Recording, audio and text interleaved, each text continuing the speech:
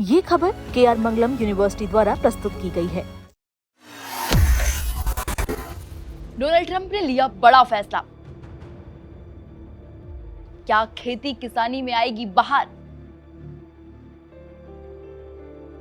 क्या बुलडोजर और ट्रैक्टर अब होंगे सस्ते?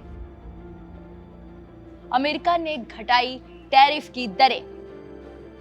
किसानों और कारोबारियों की हो गई बल्ले बल्ले। ट्रंप का मास्टर स्ट्रोक क्या बदल देगा तस्वीर? नमस्कार, स्वागत है आप सभी का दैनिक जागरण न्यूज में और मैं हूं आपके साथ दीपिका पांडे। आज बात करेंगे एक ऐसे फैसले की जिसकी गूंज सिर्फ अमेरिका में नहीं बल्कि ग्लोबल मार्केट में भी सुनाई दे रही है।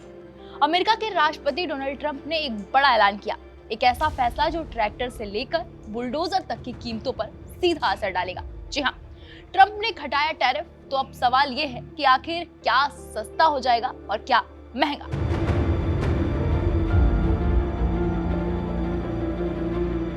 जरा सोचिए, एक किसान जिसे अपने खेत के लिए कंबाइन या हार्वेस्टर चाहिए, या वो बिल्डर जिसे बुलडोजर की जरूरत है, अब इनके लिए राहत की खबर है।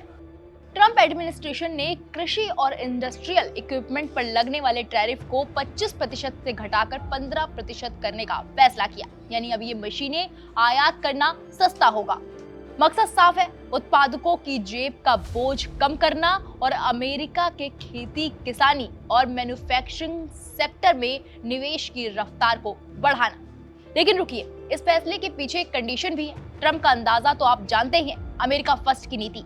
अगर कोई विदेशी निर्माता चाहता है कि उसे सिर्फ 15 नहीं बल्कि 10% का और भी बड़ा डिस्काउंट मिले, तो उसे अपना सामान अमेरिकन बनाना होगा।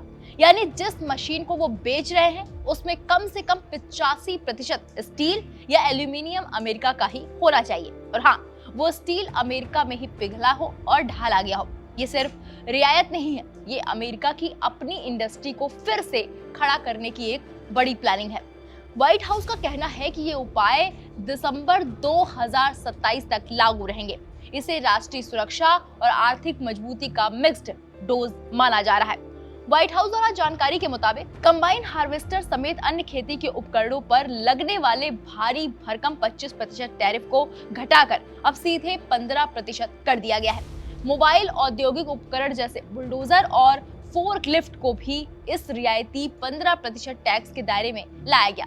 कोई विदेशी निर्माता ऐसी मशीनरी अमेरिका भेजता है जिसमें कम से कम 85% अमेरिकी स्टील या एल्यूमिनियम का इस्तेमाल किया गया हो, तो उस पर प्रभावी टैक्स को और घटाकर सिर्फ 10% कर दिया जाएगा। कृषि उपकरणों के अलावा कुछ आवासीय हीटिंग, वेंटिलेशन और एयर कंडीशनिंग सिस्टम को भी 15% की अस्थायी टैरिफ श्रेणी में शामिल किया गया है। ट्रंप के इस फैसले का भारत को डायरेक्ट फायदा नहीं होगा। आदेश में साफ कहा गया है, बुलडोजर और फोर्कलिफ्ट जैसी मशीनों पर 15% टैक्स का फायदा केवल जापान, दक्षिण कोरिया, यूरोपीय संघ, ब्रिटेन और ताइवान जैसे उन देशों को मिलेगा जिनके साथ अमेरिका के व्यापार समझौते हैं या जिन्हें विशेष छूट प्राप्त है।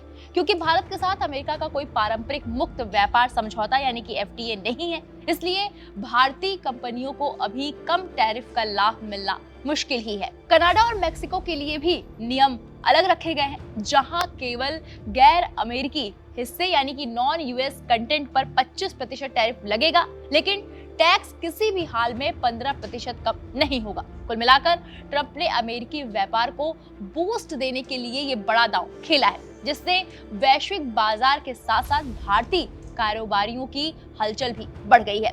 एक तरफ जहां ट्रंप ने ढील दी है, वहीं दूसरी तरफ टैक्स चोरी रोकने के लिए नियमों को और भी कड़ा कर दिया है।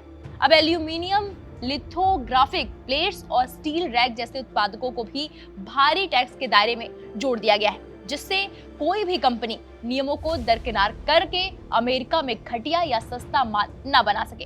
अब देखने वाली बात यह है कि क्या ये कदम अमेरिकी परिवारों और व्यवसायियों को कम कीमत वाले विदेशी आयात के खतरों से बचा पाएगा? क्या इससे वाकई में निवेश की रफ्तार बढ़ेगी?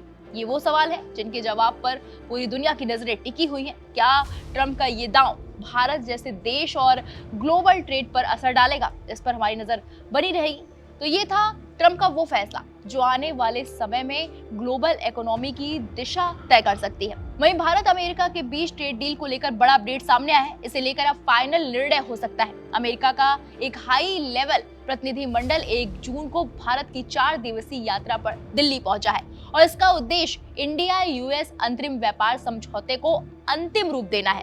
द्विपक्षीय व्यापार समझौते को लेकर 4 जून तक बैठकों का दौर चलेगा। अमेरिकी वार्ताकारों की टीम का नेतृत्व ब्रेंडन लिंच करेंगे, जबकि भारतीय प्रतिनिधि मंडल वाणिज्य विभाग के अतिरिक्त सचिव दर्पण जैन के नेतृत्व में बात आगे बढ़ाएगा। इसे लेकर केंद्रीय मंत्री पीयूष गोयल का बड़ा बयान सामने आया है। उन्होंने क्या कुछ कहा, आइए आपको सुनवाते हैं। हर एफटीए की अपनी ताकत होती है और स्वाभाविक है कि जब हम एफटीए किसी देश के साथ करते हैं तो ये आर्थिक संबंध तो सुधारता ही है, व्यापार को गति देता ही है, लेकिन साथ ही साथ एक स्टैंप ऑफ फ्रेंडशिप भी है। ये एक प्रकार से विश्वास दिलाता है दोनों देशों के लोगों को, व्यापारियों को, उद्योगजनों को, कि अब दोनों देशों के बीच एक बड़ी स्टेबल प्रेडिक्टेबल पॉलिसी रेजिम रहेगी। अगर ड्यूटी स्ट्रक्चर्स कम ज़्यादा होते हैं, कोई और रिस्ट्रिक्शन लगते हैं, तो वो हमारे आपसी संबंधों के बीच में नहीं आएंगे। तो एक प्रकार से लंबे समय के लिए ये सर्टेनिटी लाने के कारण व्यापार भी बढ़ता है, निवेश भी बढ़ता है और दोनों देशों के संबंध भी सुधरते हैं। जहाँ तक यूएस टीम की बात है, वो कुछ लोग आ चुके हैं, कुछ आज रात को आएंगे। 2, 3 और 4 3 दिवसीय हमारी बैठक चलने वाली है। वैसे तो 3 फरवरी को ही दोनों देशों के नेताओं ने फ्रेमवर्क एग्रीमेंट अनाउंस कर दिया था। मोटी मोटी सभी बातें तय हैं। जैसा आप जानते हैं कि अभी अभी यूएस के एम्बेसडर मिस्टर सर्जियो गौर ने भी कहा कि 99% चीज़ें तय हो गई है। छोटी मोटी कॉमास और फुल स्टॉप्स पे चर्चा चल रही है। फाइनलाइज करते वक्त जो वहाँ पे बदलाव आए थे, कानूनी बदलाव आए थे यूएस में, उसको किस प्रकार से फाइनल एग्रीमेंट में रिफ्लेक्ट करना, उसके हिसाब से किस प्रकार से बदलाव होगा, उसको तय करके मुझे पूरा विश्वास है कि यूएसए के साथ भी जल्द से जल्द हम बायलैटरल ट्रेड एग्रीमेंट का पहला ट्रांच खत्म कर देंगे, साइन करेंगे और आगे की चर्चा चालू करेंगे, आगे और कैसे व्यापक बायलैटरल ट्रेड एग्रीमेंट बनाया जाए। फिलहाल इस पूरे मामले पर आपकी क्या राय है, हमें कमेंट बॉक्स में जाकर जरूर बताइएगा। बाकी बड़ी खबरों के लिए आप देखते रहिए दैनिक जागरण न्यूज। नमस्कार।